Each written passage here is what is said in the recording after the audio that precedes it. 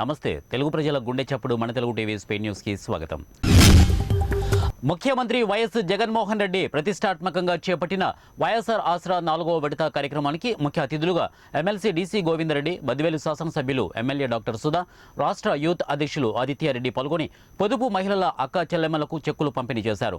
అనంతరం జ్యోతి ప్రజ్వలన చేసి ముఖ్యమంత్రి జగన్మోహన్ రెడ్డి చిత్రపటానికి పాలాభిషేకం చేశారు. నాడు చంద్రబాబుకి నేడు జగనన్నకి మధ్య తేడా గమనించాలని చెబుతూ రానున్న ఎన్నికల్లో మహిళలు అందరూ ముఖ్యమంత్రి వైఎస్ జగన్మోహన్ రెడ్డికి అండగా నిలిచి మరోసారి ముఖ్యమంత్రిగా గెలిపించుకోవాలని పిలుపునిచ్చారు.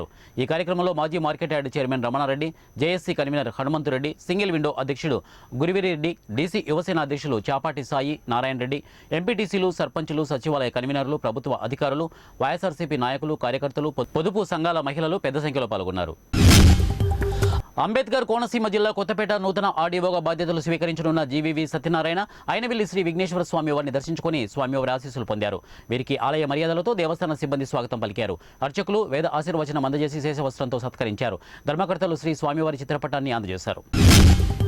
విశాఖ జిల్లా చిన్నగదిలి రూరల్ తహసీల్దార్ సనపల రమణయ్యపై కొంతమంది దుండగులు రాళ్లతో దాడి చేయగా అపోలో హాస్పిటల్లో చికిత్స పొందుతూ మృతి చెందారు.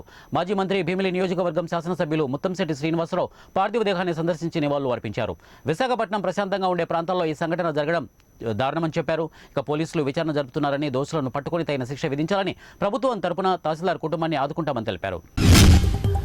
ప్రకాశం జిల్లా దోర్నాల మండలంలోని తిమ్మాపురం ఎస్సీ కాలనీ గ్రామస్తులు త్రాగునీటి కోసం డప్పులతో స్థానిక మేజర్ గ్రామ పంచాయతీ కార్యాలయం నందు కర్నూలు గుంటూరు జాతీయ రహదారిపై ధర్నా నిర్వహించారు. దాదాపు అరగంట పాటు ట్రాఫిక్ నిలిచిపోయింది. ఈ మేరకు కాలనీ వాసులు దాదాపు 2 నెలల నుంచి త్రాగడానికి నీళ్లు లేవని వాపోయారు.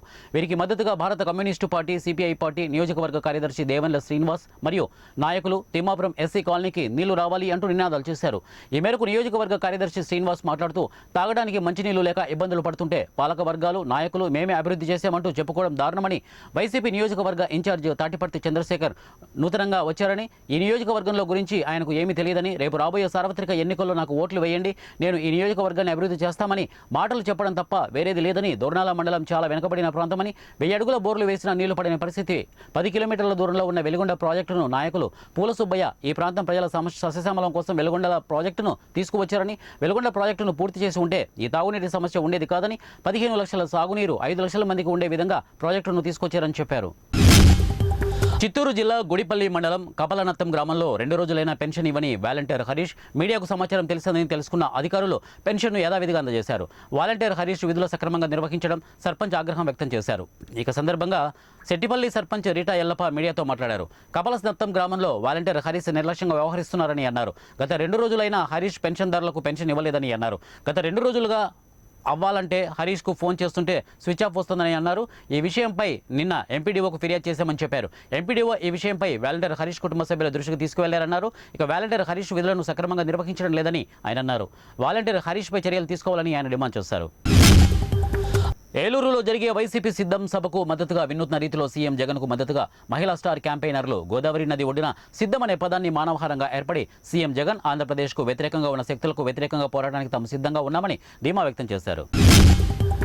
నెల్లూరు జిల్లా వరికుంటపాడు మండలం వరికుంటపాడు గ్రామంలో జాతీయ రహదారి ప్రక్కన వెలసి ఉన్న నాగార్పమ్మ ఉత్సవం అమ్మవారి గుడి నిర్మించి 3 సంవత్సరాలైన ఈ సందర్భంగా శుక్రవారం అమ్మవారి విగ్రహం ప్రత్యేక అలంకరణలతో ఊరేగింపులతో భక్తులు ఘనంగా నిర్వహించారు. అమ్మవారికి ఉదయం నుండి ప్రత్యేక అలంకరణలతో నిర్వహించి హోమాలు, ప్రత్యేక పూజలు నిర్వహించారు. భక్తులు మొక్కులు తీర్చుకున్నారు. అలాగే అన్నదానం చేజర్ల రమణయ్య, పోలిబోయిన రమణయ్య భక్తులకు అన్నదాన కార్యక్రమం నిర్వహించారు. భక్తులందరూ అన్నదానం చేసి అమ్మవారిని ప్రత్యేక అలంకరణలతో ప్రత్యేక వాహనంలో వీధి గ్రామ ఉత్సవం డప్పులతో మేళాల తాళాలతో ఘనంగా నిర్వహించారు. అనంతరం భక్తులు ఉత్సాహం కోసం కోలాటాలు, పండరీ భజనలు, పాటలు పాడి భక్తులంతా ఉత్సాహంతో సంబరాలు చేసుకున్నారు.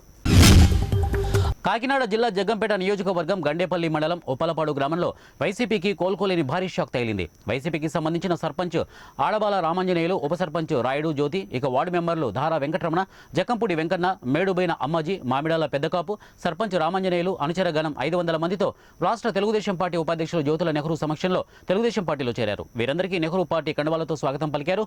ఇక ముందుగా జ్యోతుల నెహ్రూకు భారీ ఊరేగింపుగా నాయకులు, కార్యకర్తలు, అభిమానులు బాణసంచా కాల్పులతో గ్రామ సచివాలయం వరకు మహిళలు మంగళహారతులతో ఘనస్వాగతం పలికారు.